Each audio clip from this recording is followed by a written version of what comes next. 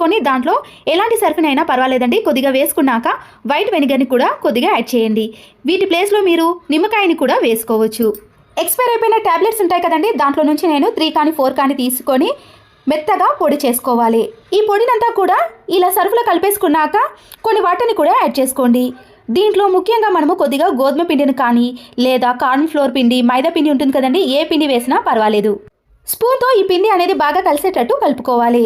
వాష్రూమ్ని clean చేయడానికి ఈ లిక్విడ్ని use చేసి చూడండి, ఎలాంటి మరకలైనా ఈజీగా తొలగిపోతాయి.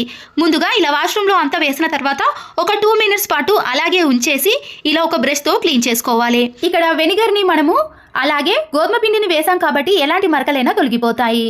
చూసారు కదండి వాష్రూమ్ అనేది ఎంత నీట్గా క్లీన్గా కనబడుతుందో.